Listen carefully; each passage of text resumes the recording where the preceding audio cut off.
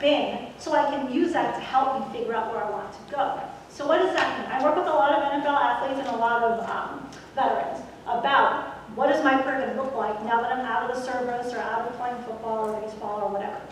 And it's about looking at what skills do you have, and sometimes they don't know, right? They struggle with what transferable skills do I have that I can now apply in the civilian world, right? So if you put this together, look at, okay, what did I work on? And think through, what did I do that could be helpful? Do I have good communication skills, for example? Did I manage a project, right? So putting this on paper may help you figure out, A, what have I done so far? You're already going through that other exercise on the other page of what is it that I want to do, and then you look at the two and say, where are the gaps, right? So I've done all this in my career. This is where I want to go here. How do I get there? What do I still need to acquire? What skills, what education, whatever, so that I can make that path? In the military, when we progress up the ranks, we know exactly what do we have to do for school, right? How much time we got to be in a certain rank, etc. We know how to get there. The civilian world doesn't work that way. It's not like, hey, if you do these 5 things, there you go, here's your next rank. No, right? So you need to be that quarterback, put together that map, that playbook of how you're going to get to where you want to go. And so I want you to use this as a tool to help you kind of figure that out. All right. When you are playing as a free agent, you are staying marketable and current. So you want people, when they form their impression, to have an idea of what your expertise is, right? What is this person good at? What are they known for? If I have a question on X, I know I can call Trevor because he knows whatever, right? So you want to be known for something. So what is it that you want to be known for? You need to own that so that you can make sure everything you do and everything you say is consistent with what you want to be known for, not only as an expert, but also from a person, your character, your values, etc. And it's also not only what you say and do, but what you don't say and do that is going to form those impressions. So if you should have stepped up and been a leader and taken accountability for something and you didn't, that also is going to form an impression. So always be mindful that people are looking. This goes beyond just this MBV program, right? No matter where you go, people are going to form impressions based upon your conduct or your lack thereof and what you say. What differentiated value do I provide? Anybody work in marketing or have a marketing background? So I want you to think of your brand as if like you're a product, right? So how are you differentiated from all the other products out there, right? Sometimes people have a hard time talking about themselves, right? And don't like to brag about their accomplishments, and that's okay. So think of yourself as the product, and if some third party is describing the product, what would they say about you?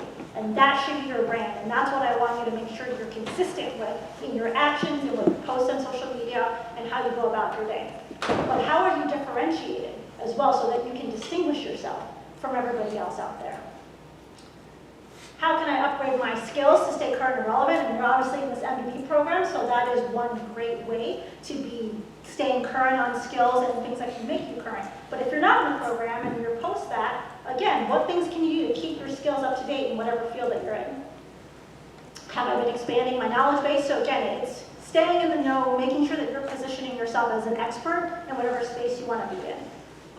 That goes for that next bullet point. You stay informed, up to date. Do I have a current resume that reflects my accomplishments? Resumes are not a one and done, check the box thing, right? You should always be updating them, always be tailoring them for different opportunities and things that you may be interested in as well. And then what flexibility do I have with work location? This is more about the marketability standpoint. Do you want to stay in Southern California? Are you open to moving internationally or domestically? But those are some things that you need to think about as you're being a free agent, right, and looking for that next job. How strong is my network? So I talked about LinkedIn earlier, and some of you said you were active on it, and some of you said that you weren't. When you raised your hand if you said you were active, raise your hand if you say that you're active because you try to connect with people and grow your network. Okay. When you say you're active, is it because you're reading things and posts on LinkedIn? Raise your hand if you're reading. Okay. Are you active because you're posting things on LinkedIn? Good, good, good. Are you active because you're engaging with other people on other people's posts? Good. A few of you. Does that include like? Liking is yes. Okay, and the reason I ask this is because everyone has a different definition of active, and you should be doing all of those things because, again, this is gaining exposure to you and your brand, and you can increase your network, you can find out about opportunities. Reality is, in most cases, when you get that job that you're really interested in, it's not because you blindly submitted a resume on Monster.com or some other job board, right? It's usually because you know somebody that is like, hey, we've got this job opportunity that I think really fits what you're looking for and you'd be a good fit for us. Well, how do you know about those if you don't build your network? Right? So LinkedIn it's got 600 million users, something like that, and it's huge. And so it's just a great opportunity. I've been very active on LinkedIn. I've got 32,000 followers on LinkedIn. People reach out all the time about opportunities and different things. And there are things that, a lot of the football stuff that I've done, it came from being active on LinkedIn and people learning about my brand and just connecting and forming relationships. So I would highly encourage you, get on LinkedIn.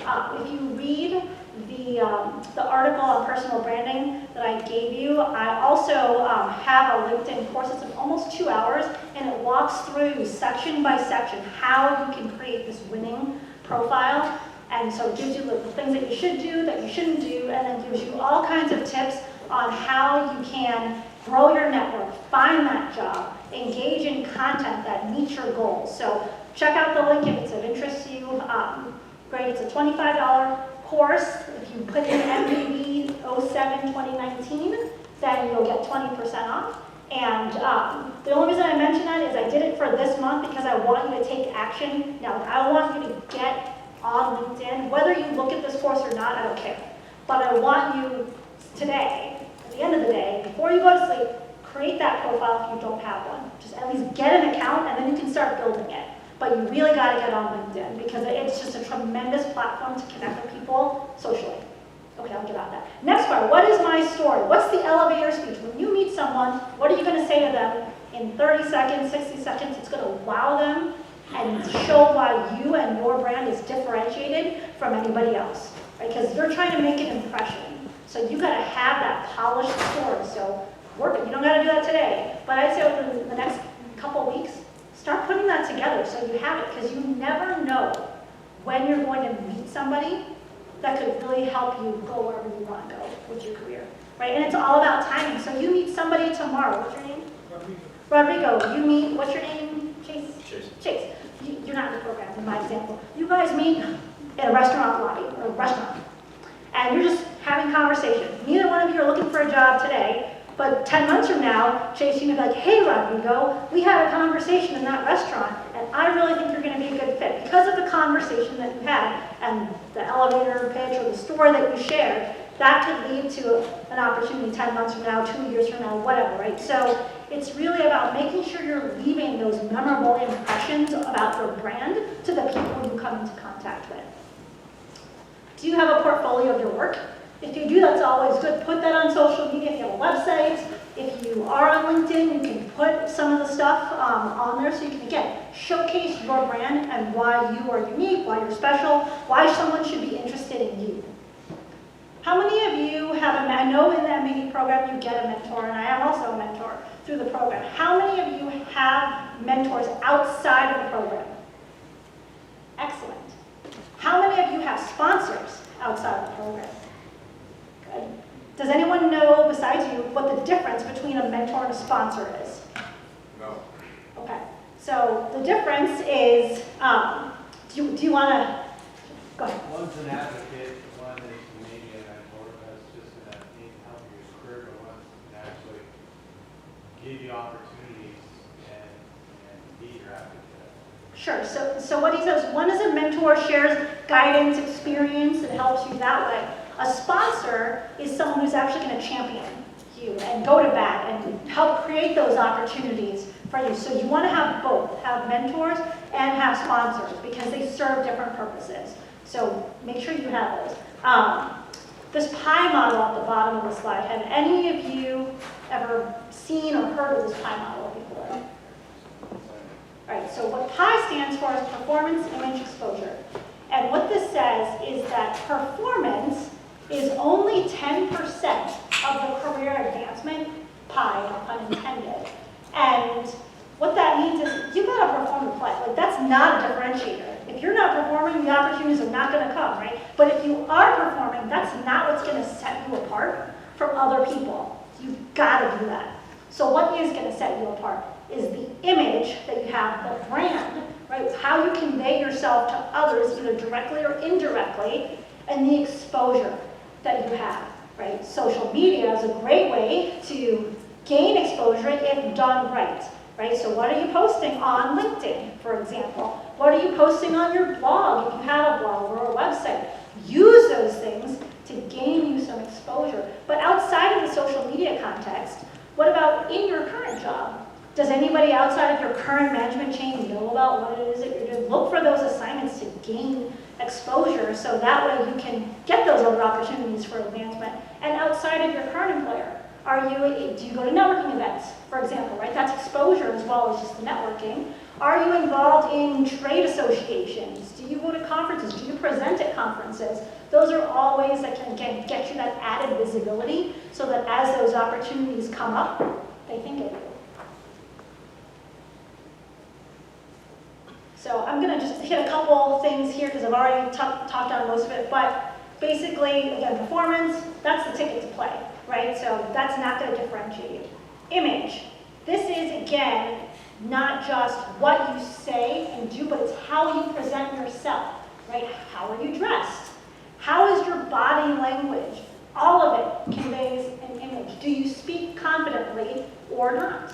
Right? That, again, will give people a warm and fuzzy about who you are, or will give them cause to pause and say, you know what, I think they're not ready for this role. They need some more development. Right? So again, just think about all of these things.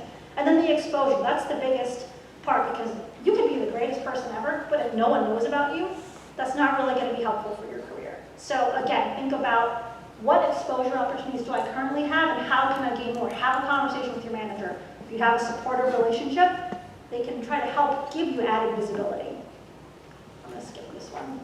But it's about investing in yourself, by the way. So I mean, spend the time and look at how you can gain those extras. Okay, a couple more slides, and I know I'm running out of time here. Control the controllables. I talked about this earlier, but I didn't use those words. Meaning control the controllables in your life, so when things happen that don't go as you want, you can control your emotions and how you respond.